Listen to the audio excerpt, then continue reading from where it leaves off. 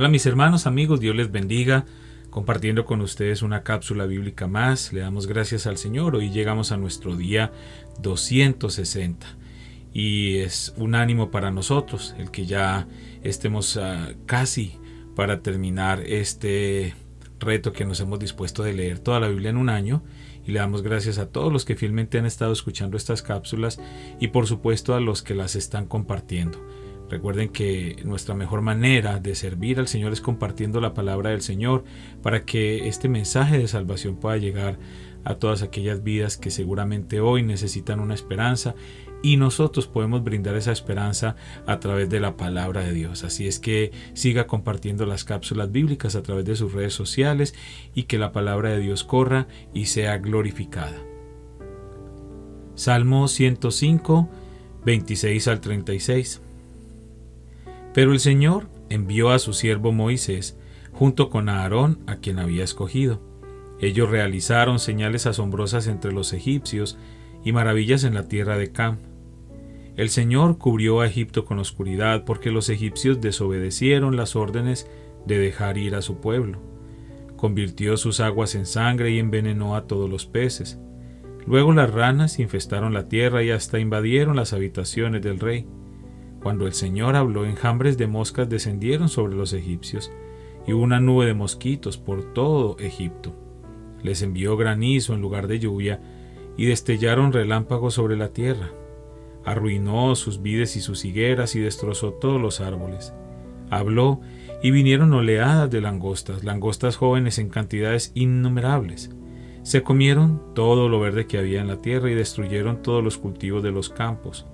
Después mató al hijo mayor de cada hogar egipcio, el orgullo y la alegría de cada familia. Isaías 37, 21 al 38. Después Isaías, hijo de Amós, le envió a Ezequías el siguiente mensaje. Esto dice el Señor Dios de Israel: ya que oraste respecto al rey Sennacherib de Asiria, el Señor ha pronunciado estas palabras en su contra. La hija virgen de Sión te desprecia y se ríe de ti. La hija de Jerusalén menea la cabeza con desdén mientras tú huyes. ¿A quién has estado desafiando y ridiculizando? ¿Contra quién levantaste la voz? ¿A quién miraste con ojos tan arrogantes? Fue al Santo de Israel. Por medio de tus mensajeros has desafiado al Señor. Dijiste: con mis numerosos carros de guerra conquisté las montañas más altas. Sí, las cimas más remotas del Líbano. Corté sus cedros más altos y sus mejores cipreses. Alcancé sus rincones más lejanos y exploré sus bosques más espesos. Cavé pozos en muchas tierras extranjeras y me refresqué con sus aguas. Con la planta de mi pie detuve todos los ríos de Egipto. Pero, ¿acaso no has oído? Yo lo decidí hace mucho tiempo. Hace mucho que lo planifiqué y ahora lo llevo a cabo. Yo determiné que tú aplastaras ciudades fortificadas y las redujeras a un montón de escombros. Por eso sus habitantes tienen tan poco poder y están tan asustados y confundidos. Son tan débiles como la hierba, tan fáciles de pisotear como tiernos brotes verdes.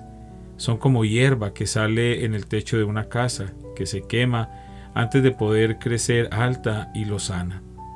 Pero a ti te conozco bien. Sé dónde te encuentras y cuando entras y sales.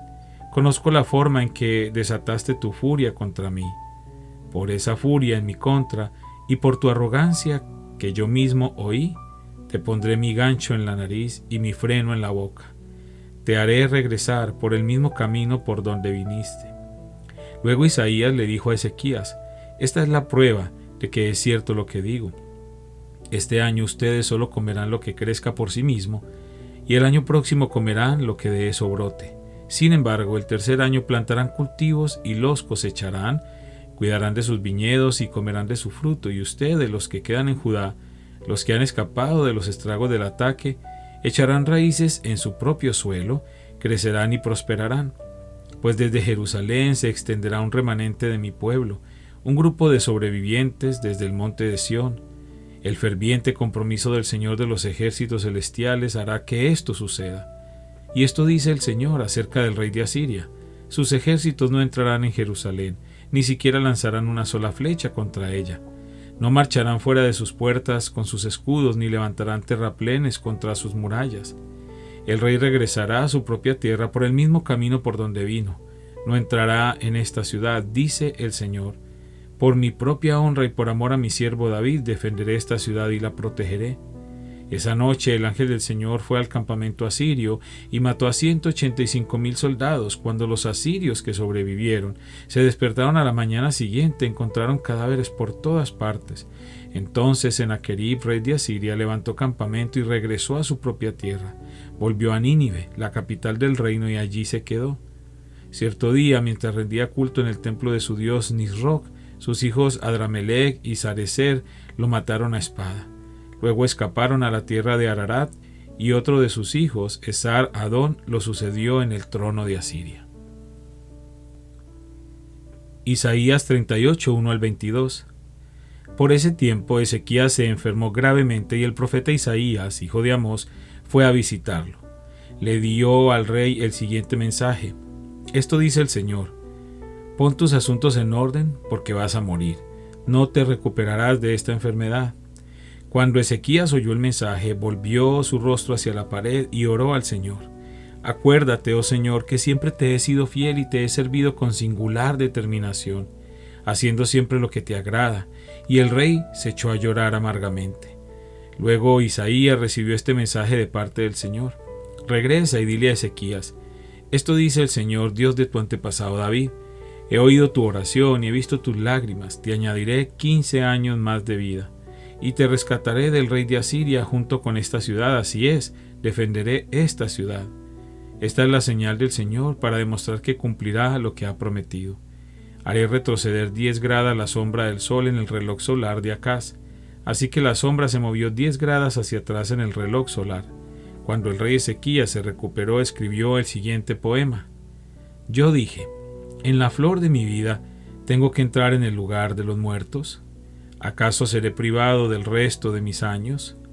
Dije: nunca más veré al Señor Dios en la tierra de los vivos. Nunca más veré a mis amigos ni estaré con los que viven en este mundo. Se me voló la vida como la carpa de un pastor en medio de una tormenta. Fue cortada como cuando el tejedor corta la tela del telar. De repente mi vida se había acabado. Esperé con paciencia toda la noche, pero me sentía como si unos leones me estuvieran despedazando. De repente mi vida se había acabado.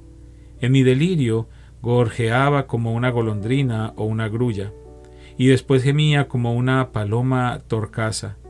Se me cansaban los ojos de mirar al cielo en busca de ayuda. Estoy en apuros, Señor, ayúdame. Pero, ¿qué podía decir? Pues Él mismo envió esta enfermedad. Ahora caminaré con humildad durante el resto de mis años a causa de esta angustia que he sentido. Señor, tu disciplina es buena, porque lleva a la vida y a la salud. Tú restauras mi salud y me permites vivir. Sí, esta angustia ha sido buena para mí, porque me has rescatado de la muerte y has perdonado todos mis pecados. Pues los muertos no pueden alabarte, no pueden levantar la voz en alabanza. Los que bajan a la tumba ya no pueden esperar en tu fidelidad. Solo los vivos pueden alabarte como yo lo hago hoy. Cada generación le habla de tu fidelidad a la siguiente. Imagínense, el Señor está dispuesto a sanarme. Cantaré sus alabanzas con instrumentos todos los días de mi vida en el templo del Señor. Isaías le había dicho a los siervos de Ezequías: preparen un ungüento de higos y úntenlo sobre la llaga, y Ezequías se recuperará.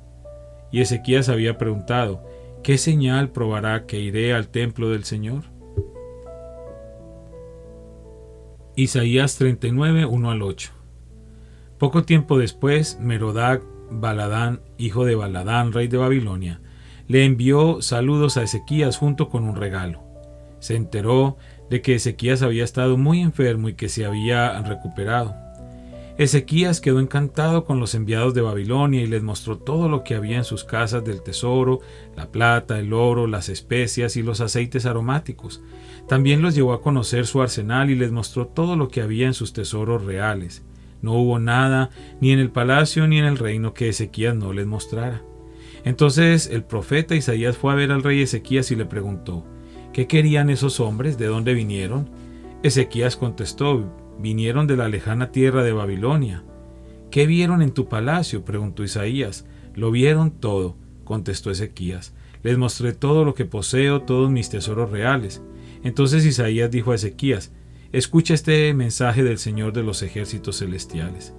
Se acerca el tiempo cuando todo lo que hay en tu palacio, todos los tesoros que tus antepasados han acumulado hasta ahora, será llevado a Babilonia. No quedará nada, dice el Señor. Algunos de tus hijos serán llevados al destierro. Los harán eunucos que servirán en el palacio del rey de Babilonia. Entonces Ezequías dijo a Isaías: este mensaje que me has dado de parte del Señor es bueno, pues el rey pensaba: por lo menos habrá paz y seguridad mientras yo viva. Gálatas 1, 11 al 24. Amados hermanos, quiero que entiendan que el mensaje del Evangelio que predico no se basa en un simple razonamiento humano. No recibí mi mensaje de ninguna fuente humana ni nadie me lo enseñó. En cambio, lo recibí por revelación directa de Jesucristo. Ustedes saben cómo me comportaba cuando pertenecía a la religión judía y cómo perseguí con violencia a la Iglesia de Dios. Hice todo lo posible por destruirla. Yo superaba ampliamente a mis compatriotas judíos en mi celo por las tradiciones de mis antepasados. Pero aún antes de que yo naciera, Dios me eligió y me llamó por su gracia maravillosa. Luego le agradó revelarme a su Hijo, para que yo proclamara a los gentiles la buena noticia acerca de Jesús. Cuando esto sucedió, no me apresuré a consultar con ningún ser humano. Tampoco subí a Jerusalén para pedir consejo de los que eran apóstoles antes que yo. En cambio, me fui a la región de Arabia y después regresé a la ciudad de Damasco. Luego, 3 años más tarde, fui a Jerusalén para conocer a Pedro y me quedé 15 días con él. El único otro apóstol que conocí en esos días fue Santiago, el hermano del Señor. Declaro delante de Dios que no es mentira lo que escribo. Después de esa visita me dirigí al norte, a las provincias de Siria y Cilicia, y aún así, las iglesias en Cristo que están en Judea todavía no me conocían personalmente. Todo lo que sabían de mí era lo que la gente decía: el que antes nos perseguía, ahora predica la misma fe que trataba de destruir, y alababan a Dios por causa de mí.